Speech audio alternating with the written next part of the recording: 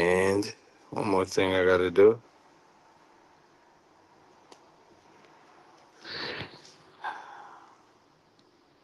Turn my Wi-Fi off.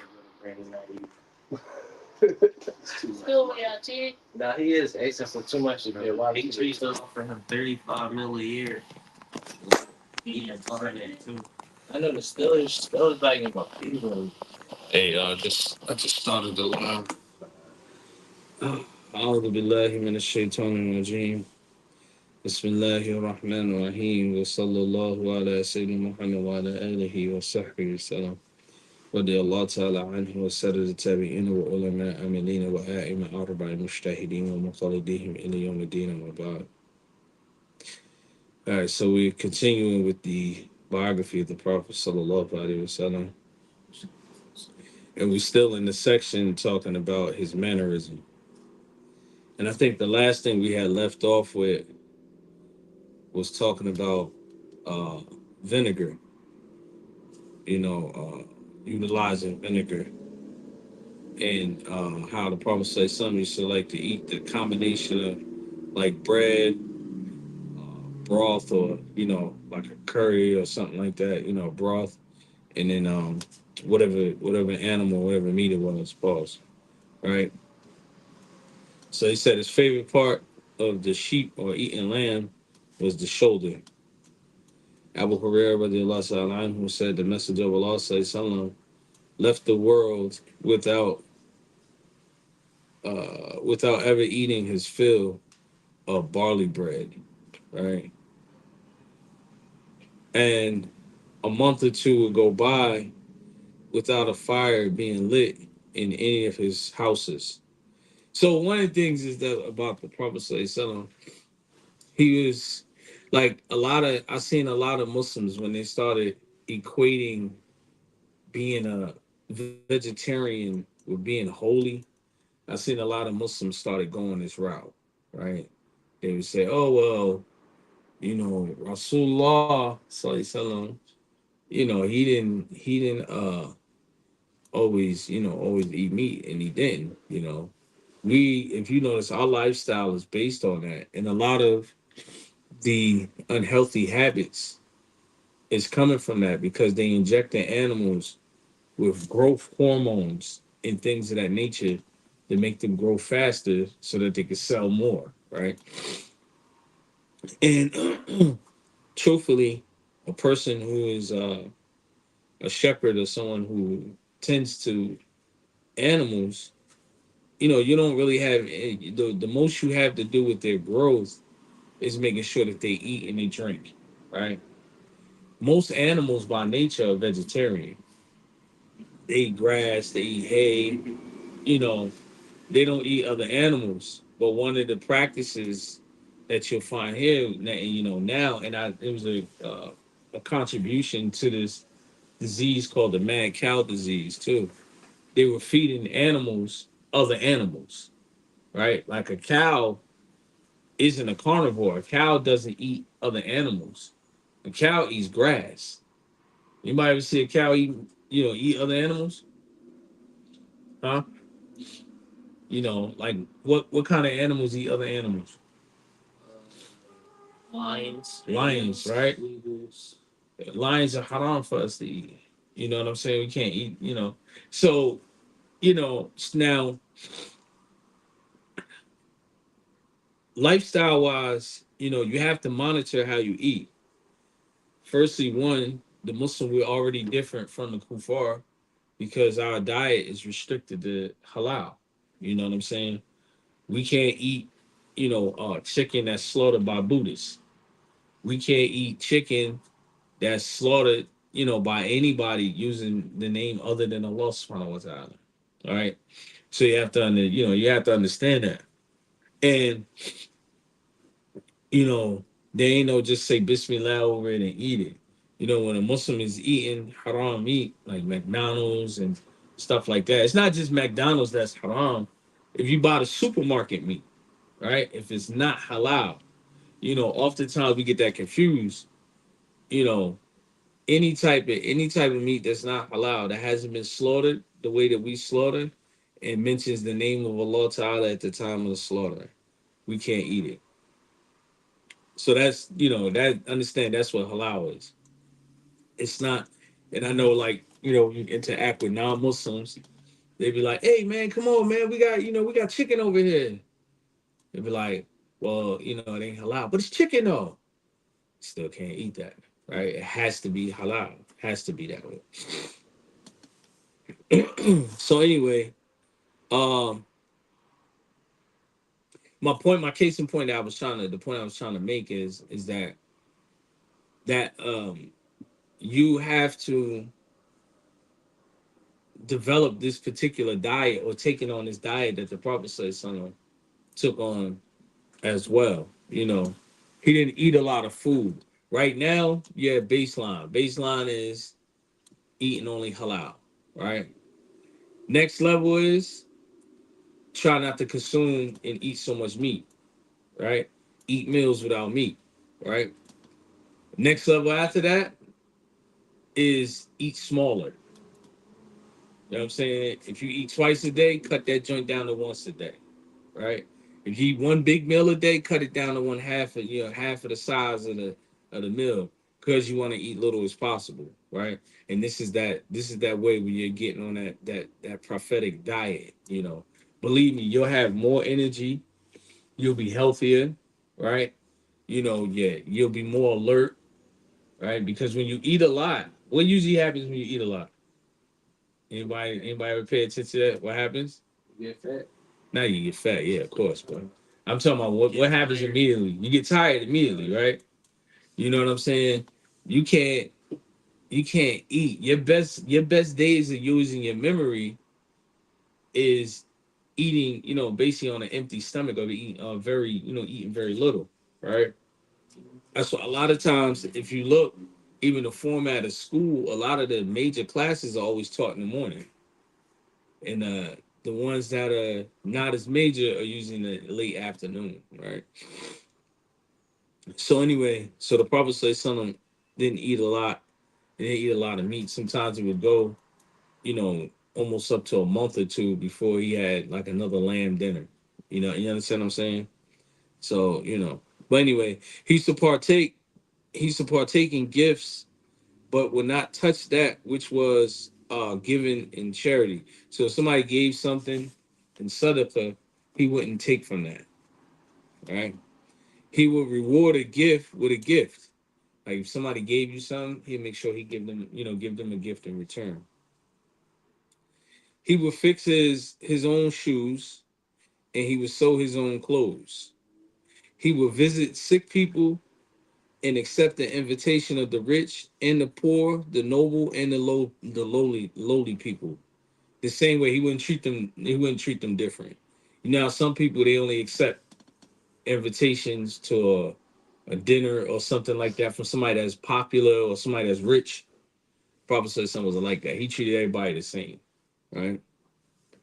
And he would never look down upon anyone. So you never look at anybody like, like you beneath me. You know what I mean? You always be humble. Sometimes he would sit with his knees drawn up to his chest, something like Bones is doing with them tiny clothes on. Go in there and go look and see if you find something in my car. Sometimes he would sit with his legs crossed, and sometimes he would sit reclining. All right. So sometimes he sit with his legs crossed, meaning like Indian style. Sometimes it sit like kind of like how dudes are sitting, like kind of like laid back. Most of the times he would sit in the first posture, like how Bones was sitting. He would eat with three fingers, and he would lick his fingers clean. He would drink water with three sips, like take three, at a time, not like three sips of water and he done, but more so like if you drinking something, just one, two, three, put it down. You understand what I'm saying? And they say it's best to eat your food first and then drink afterwards. And he said that he would take breaths in between each one, in between each outside, right? When you drinking one sip, stop, take a breath. Second sit, stop, take a breath. Because drinking like straight through, usually a lot of time when you finish drinking, when you're drinking, like when you gulp and drink some all the way down, what usually happens when you finish? You burp, right? That's air coming back out. So the method that the Prophet ﷺ is doing is also medical too, if you look at it. He's taking the sips, but he's taking a breath in between. So then you don't have to worry about acid reflux, GERD, and things of that nature playing those, playing those parts. He would speak in a comprehensive manner, something that everybody understood, and he didn't, he used concise words, like his wording was specific, right? He would repeat his words 3 times so that they would be understood. And his words were clear and they were understandable to all who ever heard them. And he would not speak unless there was a need to speak. So he didn't just chat just to be chat, right, Zubair? He didn't just talk, just right. No, I wasn't trying to be funny. I was just making sure he's paying attention. He didn't just chat just to be chatting. The Prophet said something. He talked when it was necessary. You know, he would not stand or sit except that he made dhikr of Allah subhanahu wa ta'ala. He rode a horse, a camel, a donkey, and sometimes having Mu'adh sit behind him on the camel or on the donkey, and he would not allow anyone to walk behind him. All right. So meaning he kept everybody walking together. Because sometimes when a person's walking behind you, it's mistaken as like a lowly position sometimes, right?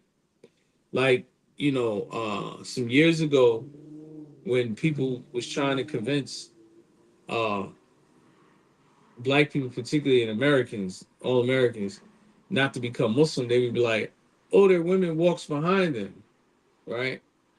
And that might have been a cultural practice. You know what I'm saying? I don't know, but it's probably in America, it's probably safer to have the woman walk in front of you versus behind you, right? Because she messing around and get snatched, right?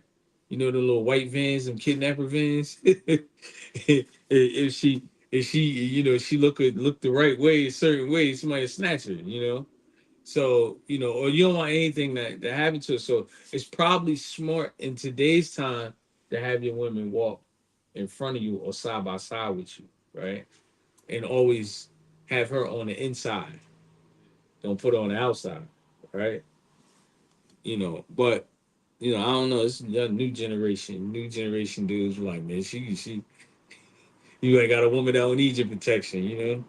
Anyway, now he will frequently, consistently perform dhikr constantly, and he will be in a state of thought, contemplation. Most of the time, his laugh would just consist of a smile, right? Real smooth laugh. You know that? He'd be like, yo, he'll be like, ha, ha, ha, ha. But he's just more so like, okay. You know, his will be, it would consist of a smile. Sometimes he would laugh that, oh no, I'm wrong. Sometimes he would laugh and you would see his molar teeth. So if it was funny, ha, right? Because molar teeth was in the back. He loved good smells and he hated bad smells. He would joke, but he would never say nothing but the truth. So if he made a joke, he didn't make a lie as a joke, but he said it, say the truth. Like, yo, that boy feet stink. They feet must really stink, right? You understand what I'm saying? That's just an example. You know, it was never a lie. It was always a truthful joke. And he would accept the excuses presented to him by people.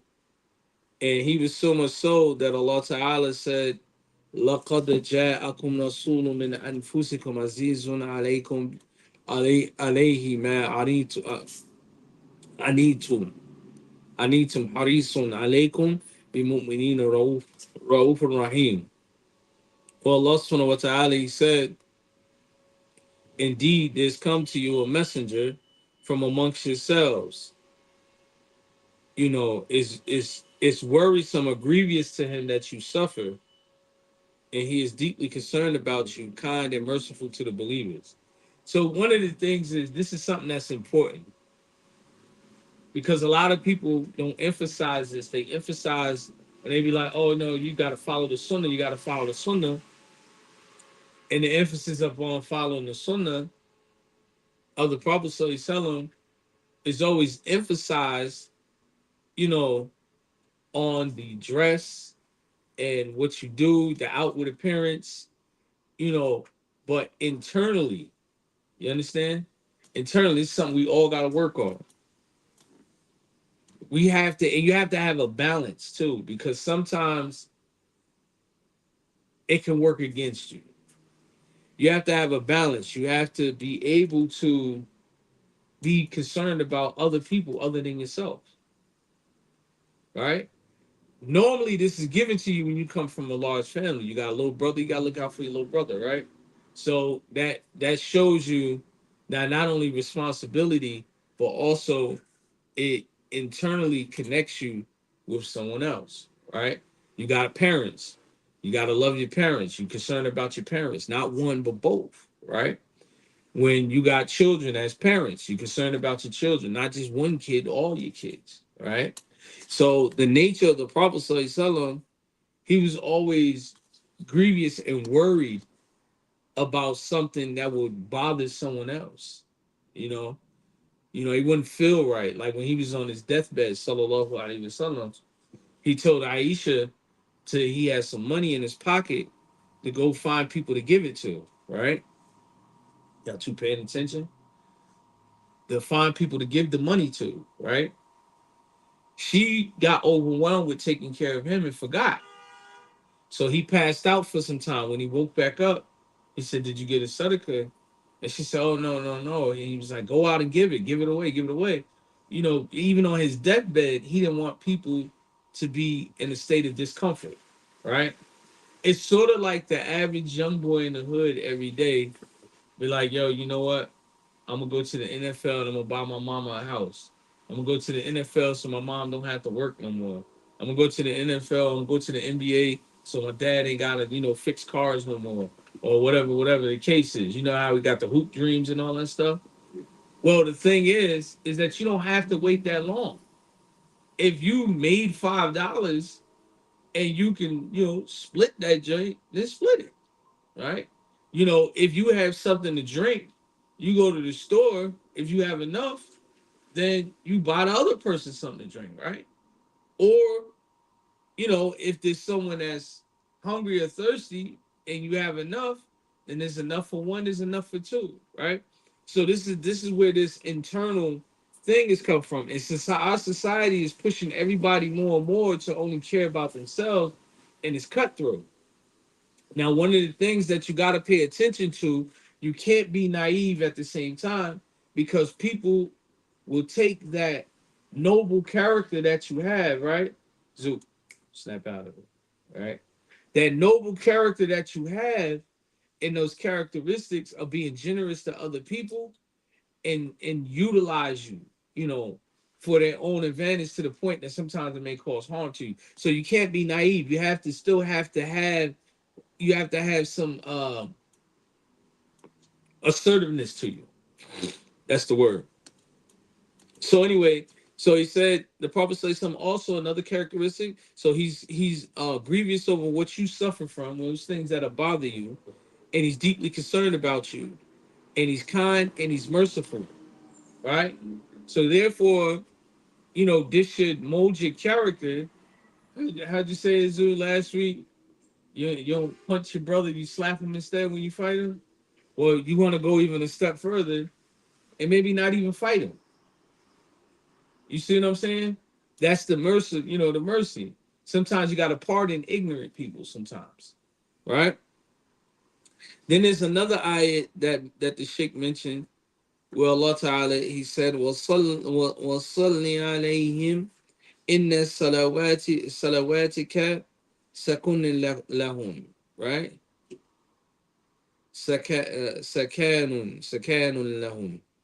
Well, Allah Ta'ala says in Surah Al-Tawbah, pray for them. Indeed, your prayers bring about relief for them, right? And where the Prophet ﷺ made dua for us, right? He made duas that are still lasting to this very day, you know. So, you know, these things are important. And likewise, not only and if you don't have anything to give a person physically, right, Muhammad? If you don't have a physical thing to give a person, like if a person wanted $5 and you didn't have $5 to give them, what's the next best thing you could do for them? Pray for him. Make dua for them. Exactly. So, you know, always make that a habit. When you couldn't give a person something that they, something that they wanted or that they, that they needed, at least pray that Allah Ta'ala make their request fulfilled, right? Or may always have something good to say about people, right?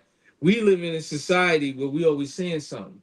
And you be like, yo, and kind of like shift your focus, right? When a person, you be like, yo, he recites Quran good. And the other person may agree, like, yeah, that's right, he do recite Quran good, right? It's not for Muhammad to be like, stop glazing, Zoo, right? That's not for you. When you compliment a person, you be genuine with that, right? This is how you make your character that character of the Prophet say so. Now, sometimes I get it. Sometimes you be joking. Because we used to be joking. We joke like that as children.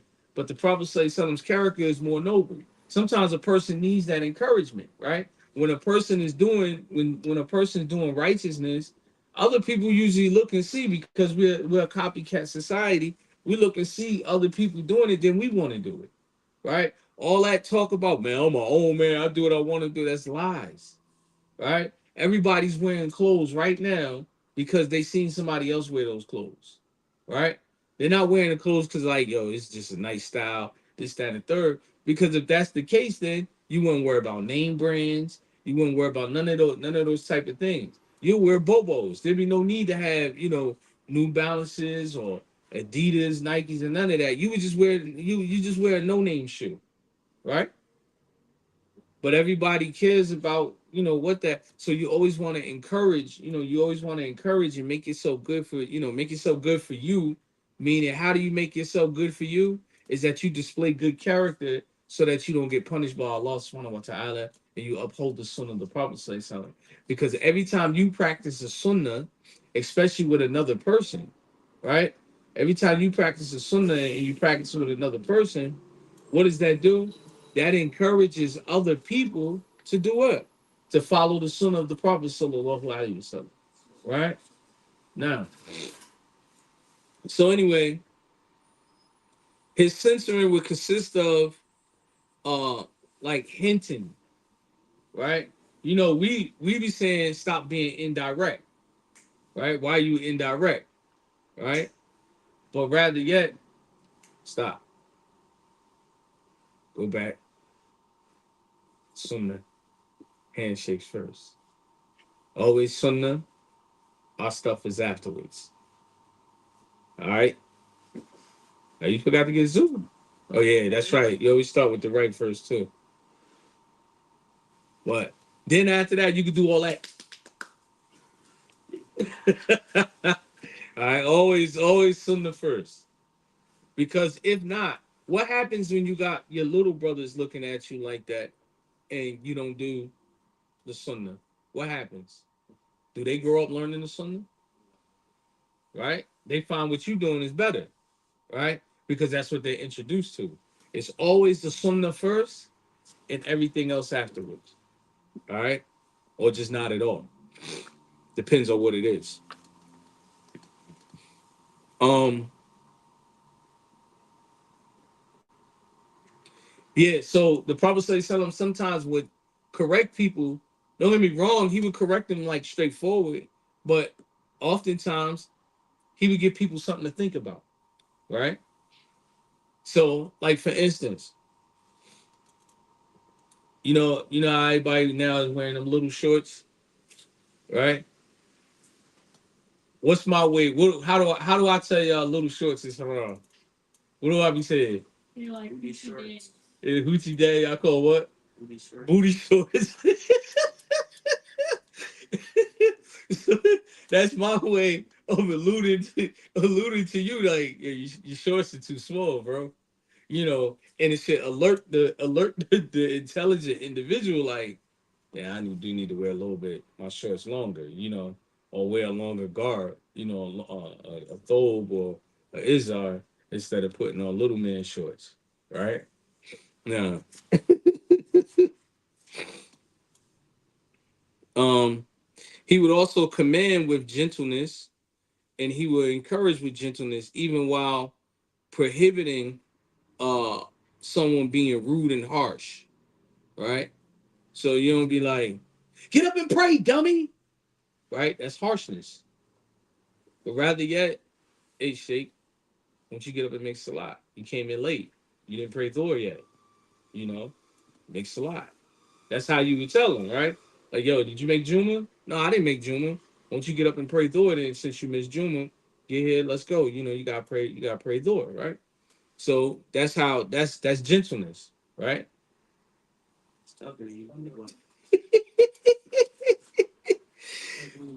So, without being rude, get up, dummy. Shut up, stupid. You know, those type of characters. You can't talk to each other. You shouldn't talk to each other like that, right? Even if you make a joke, let's say a person, because we often like call a person silly or dumb or something like that when they miss the obvious, right? But what you need to do, you should do is find a different way to allude to the person of like, yo, like, what happened, man? What you went to sleep? Like, nah, I just missed it. I ain't see it. Versus calling somebody dumb or ignorant or something of that nature. And even these same characteristics, these carry on over to you from a child even into adulthood, because a lot of times a lot of parents, man, uh they call their children some names, man. That joint can sting, you know so you carry this is character that you learn, you carry it with you throughout life. He encouraged people to be forgiving, right? Clemency, having leniency towards people. Now, one of the things that I find in today's time that's hurting people is that they're extremely unforgiving. They don't never forgive nobody, right? They'll burn the whole building down before they forgive somebody, right? If somebody did something to you, they made a mistake, they made a mistake. But that doesn't mean to be naive. You got to still pay attention to people. People be bad-minded. They have ill intent sometimes, right? But you got to be able to be willing, to forgive people, and show certain leniency and virtue, and have virtuous morals and manners. In today's society, you got to have bad mannerisms in order to be considered a solid, like a solid individual, right? And that shouldn't be the case. uh I'll finish this last page, and then we'll stop for today, inshallah. All right. These are talking about the characteristics of the Prophet Sallallahu. He loves starting with his right side when cleaning, putting his shoes on, combing his hair, indeed, and in all of his affairs. So you starting your waves. Make sure you start brushing. What side you want to brush from first? Right side. And what hand you gonna use? Right hand. Boom, bang, bang, bang. Your joint might be spinning crazy. You know what I mean? Put that barakah in and keep your intention to be following the Sunnah. It'd be like bang, bang, bang, bang, bang, bang, and make your way around, right? Your waves might be crazy, bro. That joint might be like the Black Sea, like, you know what I mean? But anyway, combing your hair, putting on your shoes when you get them fresh shoes. There's a dua that you make when you get fresh shoes too. There's a dua for old shoes too, but when you put your fresh shoes on, what foot you put your fresh shoes on first? Right foot, right? So you do all important matters with your left, with your right hand. The only thing that your left hand is dedicated to doing It's cleaning yourself. When you make a stinja and when when you do istijmar, when you wipe yourself after using the bathroom. Now, his left hand was reserved for cleaning himself after he relieved himself, after he used the bathroom. For whatsoever was considered offensive, right? If somebody try to shake your hand with that left hand, get that dookie hand out of here. That's what I always told little kids. I think I told y'all some of y'all that joke growing up, y'all be, hey, get that dookie hand out of here. But anyway, um, now, and when he slept or laid down, he laid down on the right side and he faced the Qibla. So when you go to sleep, you're supposed to sleep on your right side anyway, with your body facing towards the Qibla. His gatherings will be conducted with forbearance and a certain level of leniency and modesty, and conducted with integrity and honesty, and were places of patience and tranquility. No voice was raised therein, and women were not uh, needlessly discussed. Right? They didn't sit in a circle and talk about women all day, like, yo, she this, that, and the third. You know how men talk, woo, woo, woo, woo, right?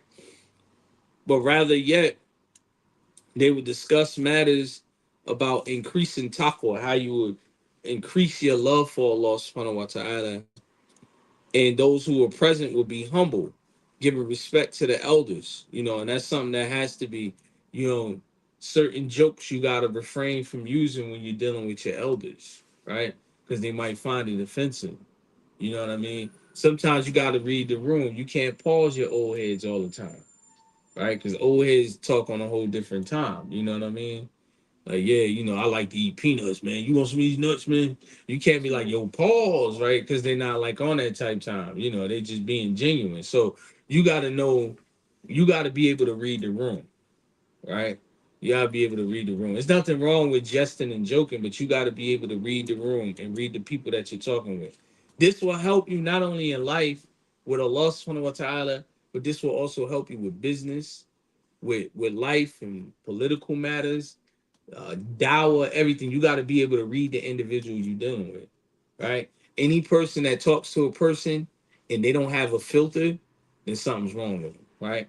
Like, a kid that cuss a lot.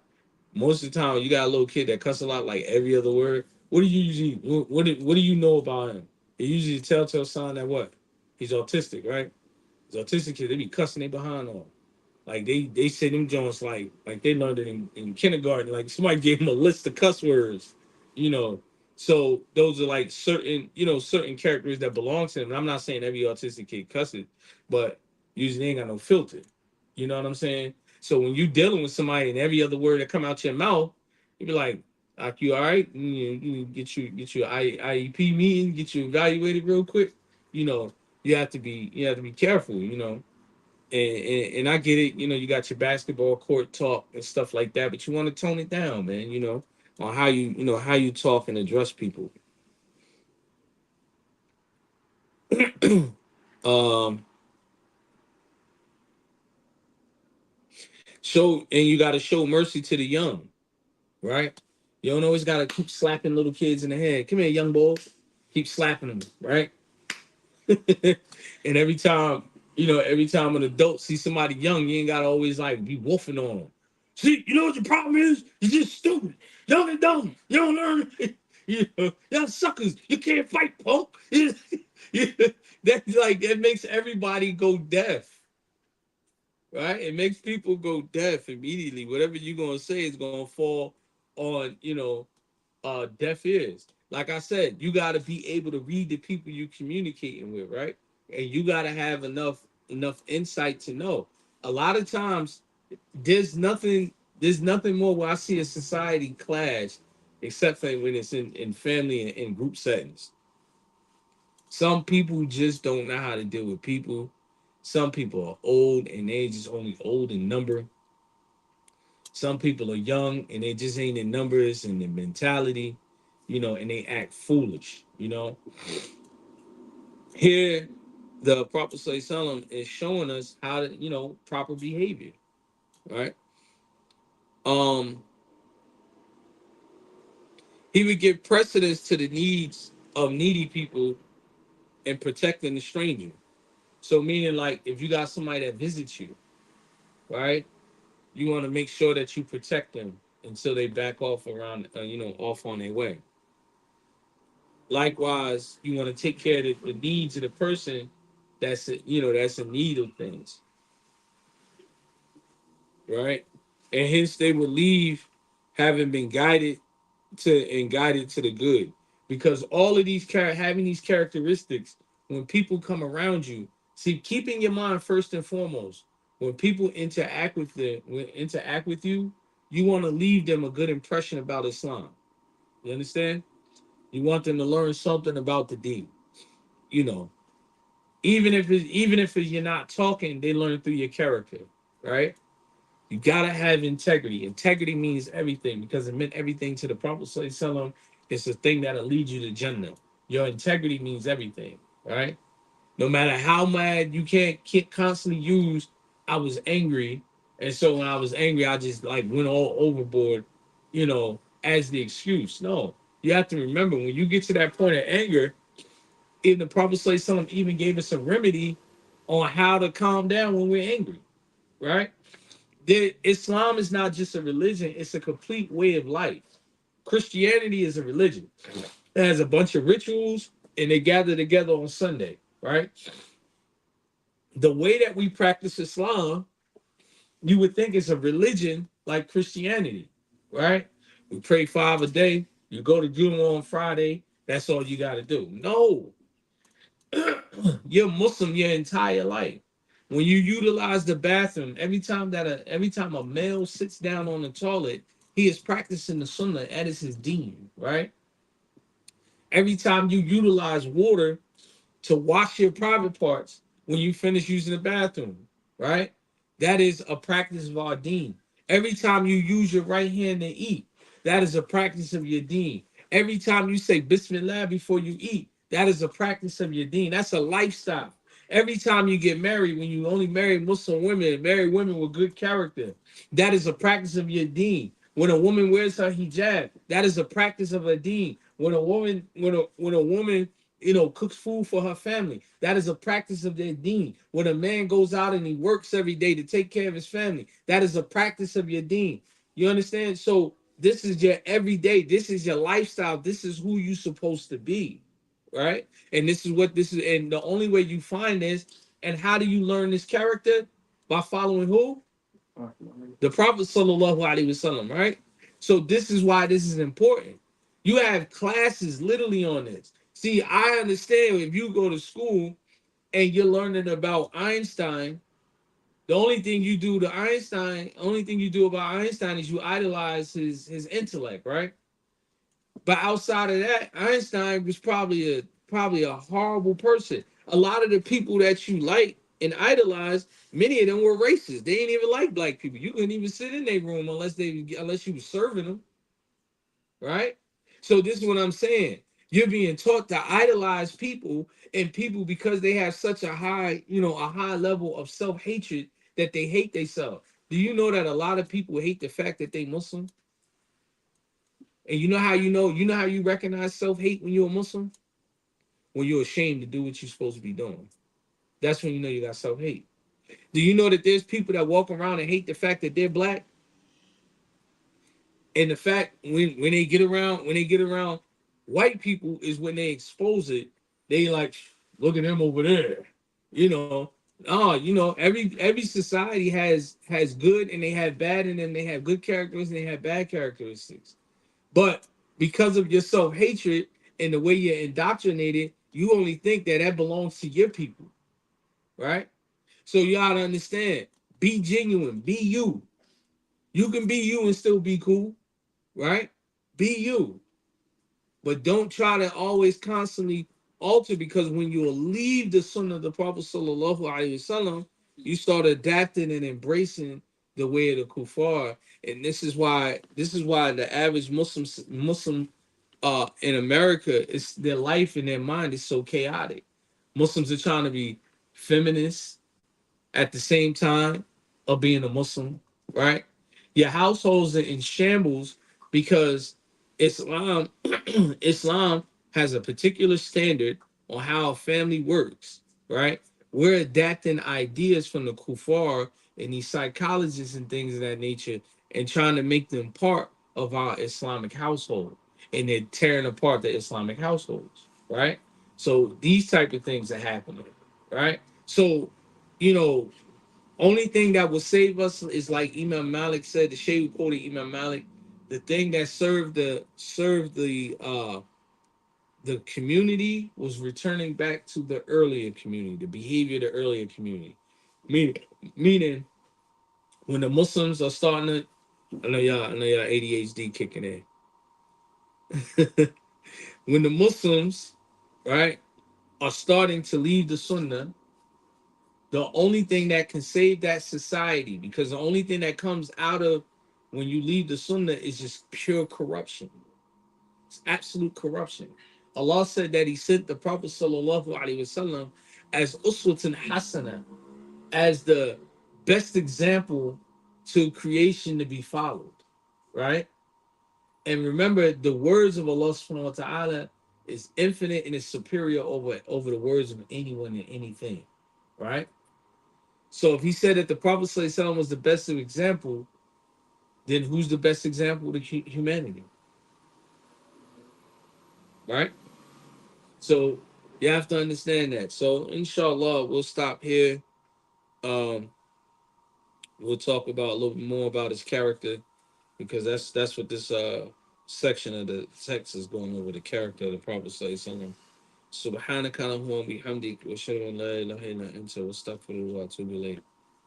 You got any comment, any questions? Nobody got any questions? Okay. Those in the chat, you gotta put your questions in the chat. I'm gonna have to get to it later because I'm in the live, inshallah. Because I don't know what's going on. Something's triggering my allergies. سبحانك اللهم وبحمدك واشهد ان لا اله الا انت واستغفرك واتوب اليك. السلام عليكم ورحمه الله وبركاته.